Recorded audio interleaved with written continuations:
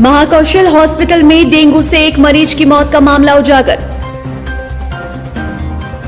Hospital प्रबंधन द्वारा स्वास्थ्य विभाग से छुपाई गई डेंगू मरीज की मौत। सीएमएचओ डॉक्टर संजय मिश्रा ने महाकौशल अस्पताल प्रबंधक को तलब किया। डेंगू मरीज की मौत से संबंधित रिपोर्ट एवं चिकित्सकीय दस्तावेज मांगे।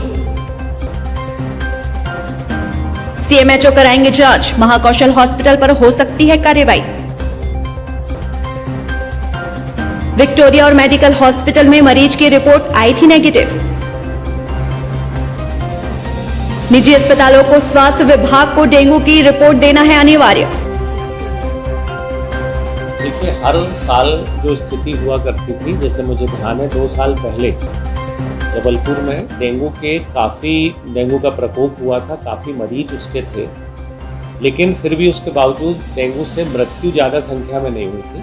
पिछले सालों की तुलना में इस बार डेंगू का प्रकोप काफ़ी कम है। हमारे यहाँ करीब 747, ये मान के चलिए आप 1 जनवरी से लेके और अभी अगस्त माह तक करीब 747 लोगों के हमने परीक्षण किए हैं डेंगू के, जिसमें से करीब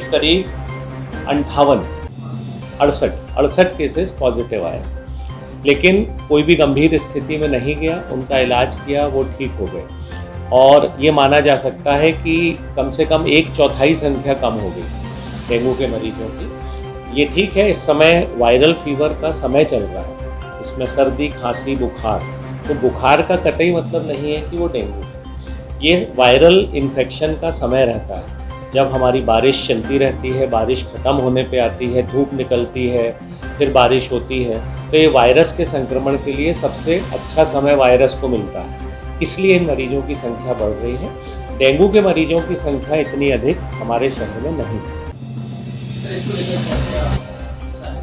जी, हमारे यहाँ देखिए, एक तो मलेरिया विभाग और नगर निगम दोनों मिलकर इसमें कार्य करते हैं। नगर निगम का कार्य होता है सभी वार्डों में जाकर फॉगिंग करना, दवाओं का छिड़काव करना, और हमारे विभाग के जो कर्मचारी हैं, वो कर्मचारी पूरे 80 वार्डों में, एक कर्मचारी के पास हमारे 3 वार्ड होते हैं जो रोज़ जाकर लगातार सर्वे करते हैं, और जहां उनका सर्वे ख़त्म होता है फिर दूसरे दिन से वो फिर से उसी वार्ड का सर्वे शुरू कर देता है। तो वो सर्वे कर रहे हैं बराबर।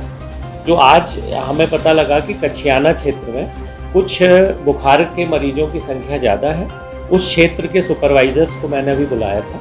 उनका कहना है उस क्षेत्र में सर्दी, खांसी और बुखार, इसके मरीज अभी कुछ संख्या में मिल रहे हैं। डॉक्टर्स की 2 टीमें हमने वहाँ लगा दी हैं जो उपचार उपलब्ध करा रहे, दवाइयाँ हमने उपलब्ध करा दी हैं। एक ऐसी सूचना मिली थी प्रेस बंधुओं के माध्यम से कि किसी एक व्यक्ति की मृत्यु एक प्राइवेट अस्पताल में हुई।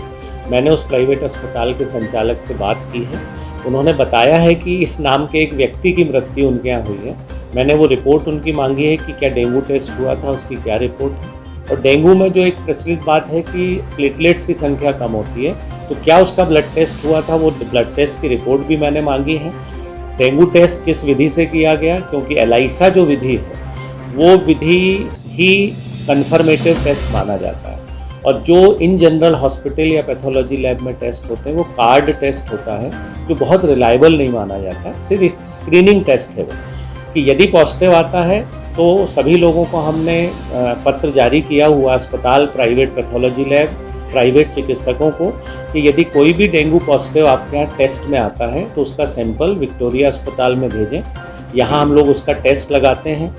वही विधि आईसीएमआर और मेडिकल कॉलेज में भी है, जो कन्फर्मेटिव टेस्ट है। अभी ये जो व्यक्ति की जानकारी मिली है, वो पहले विक्टोरिया भी आए थे।